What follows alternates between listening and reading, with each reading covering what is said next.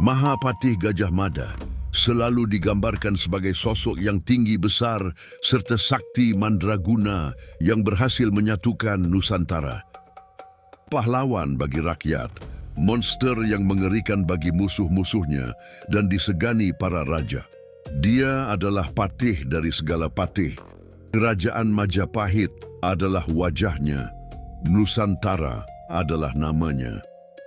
Bukan hanya taktis di medan perang, pemikiran Gajah Mada dianggap unik namun sangat jenius karena mampu mengikat banyak kerajaan di bawah naungan Majapahit.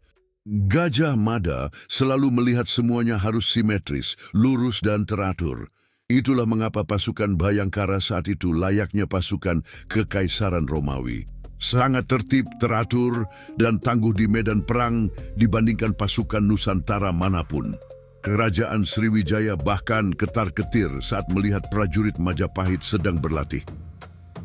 Jika Patih menemukan ada yang janggal, korup, pengkhianat, maka dengan suara berapi-api dia meneriakkan titahnya, tidak akan ada yang berani interupsi. Gajah Mada tidak mampu berbuat kejahatan secara sengaja. Bahkan dia melakukan riset berhari-hari, menimbang-nimbang dengan sangat rinci sebelum memutuskan perperangan. Bukan karena dia itu sangat mulia atau baik hati, namun kondisi psikologis yang membuat Mada selalu ada di jalan lurus. Namun jika memang perang diperlukan, Gajah Mada akan membawa neraka itu ke dunia. Dialah yang mematri kode-kode di setiap isi kepala prajurit Majapahit. Itu yang membuat pasukan Majapahit sangatlah mengerikan di medan perang. Dari obsesi kesimetrisan, dia memastikan peta Nusantara yang letak garis khatulistiwanya pas di tengah. Simetris, lurus, dan sempurna. Publik sudah mengenal dengan baik watak dan obsesi Patih tersebut. Malah banyak yang menganggap bahwa Mahapatih adalah manusia titisan dewa. Namun tidak ada yang tahu betapa menderitanya dia karena merasa seolah harus mengkoreksi segala sesuatu sekecil apapun itu. Dikala itu, belum ada pakar yang menamai kondisi psikologis Gajah Mada. Pada tahun 1361 Masehi, secara geopolitik, Majapahit telah mencapai ambang batas ekspansi. Namun bagi Gajah Mada, kedaulatan bukan sekadar soal pajak atau upeti. Sunda yang tetap berdiri mandiri adalah sebuah anomali di dalam sistem manunggal yang ia bangun. Bayangkan sebuah sirkuit elektronik yang hampir sempurna, namun memiliki satu kabel yang menolak tersambung. Ketidakteraturan ini menciptakan gangguan kognitif yang konstan dalam kesadaran Gajah Mada. Bisikan perang sering ia terima, namun Mahapatih memilih untuk menghindarinya. Sunda adalah kerajaan besar. Bayangkan berapa banyak biaya dan jumlah nyawa yang berjatuhan jika invasi dilakukan. Gajah Mada tahu itu bukan hal baik. Dia memilih untuk terus berusaha mencari jalan lain. Lagi pula Gajah Mada membenci suara gemerincing pedang yang secara tidak teratur di medan perang. Itu membuatnya gila. Namun datanglah hal yang tak pernah ia sangka. Gajah Mada mendapati berita langsung dari kerajaan bahwa Prabu Hayam Wuruk akan meminang Dyah Pitaloka dan kerajaan Sunda akan terintegritas serta masuk dalam bagian kerajaan Majapahit. Gajah Mada melihat pernikahan ini adalah pengunci gerbong terakhir Nusantara tanpa perang.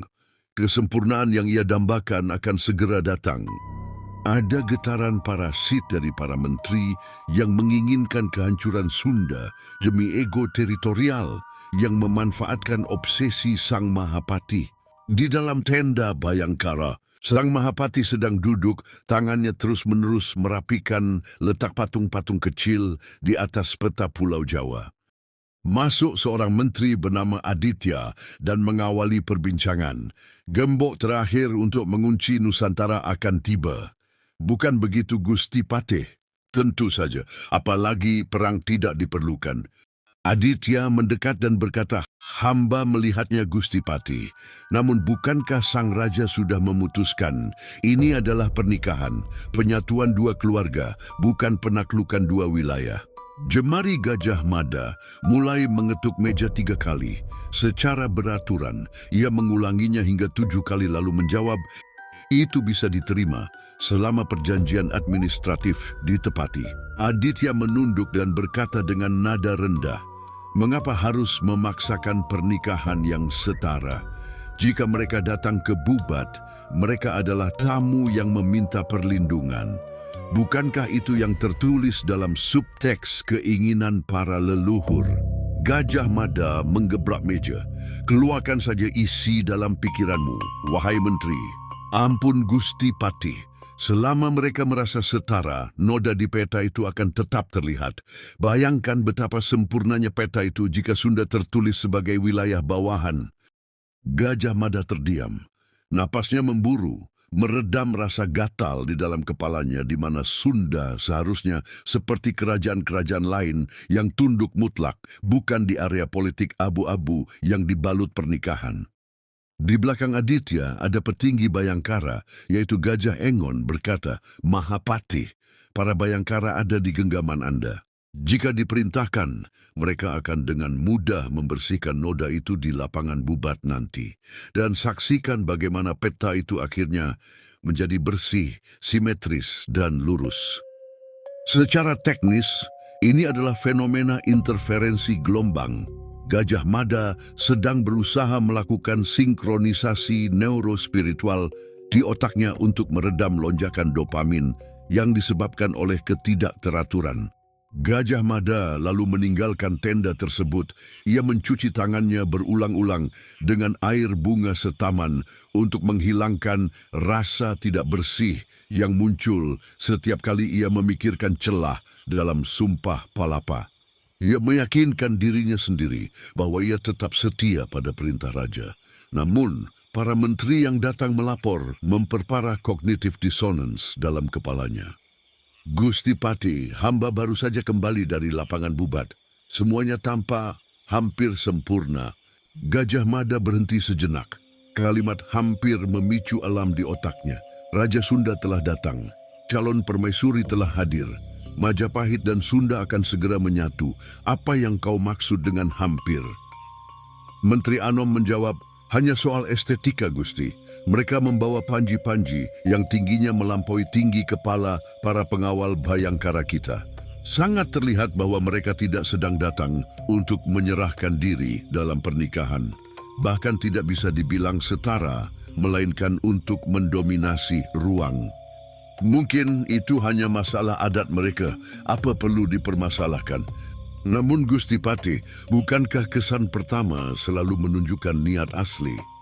Baiklah, atas nama raja, suruh utusan supaya mereka mau menurunkan panji-panji itu.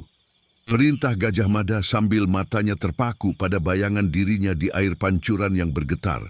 Bayangan itu tampak pecah, tidak utuh. Tidak lama kemudian seorang prajurit berlari masuk.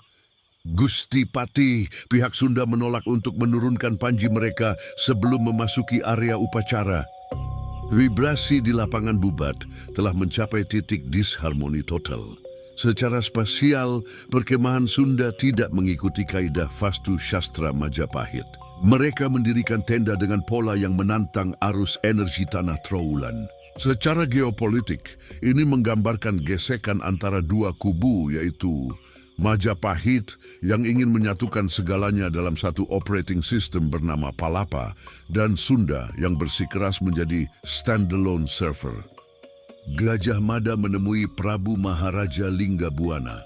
Tujuannya bukan untuk memicu perang, melainkan untuk meminta pihak Sunda melakukan penyesuaian, yakni memposisikan kedatangan mereka sebagai tamu yang mengakui kedaulatan Majapahit secara simbolis, agar integritas Sumpah Palapa tetap utuh secara teknis.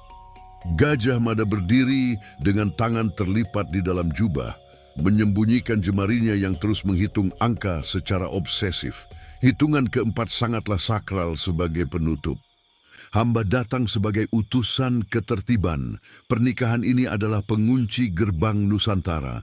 Namun, posisi panji-panji Anda, mereka mengganggu aliran energi di tanah ini. Jika Anda bersedia menurunkannya sedikit saja setinggi bahu prajurit kami, maka seluruh mandala ini akan mencapai titik nol.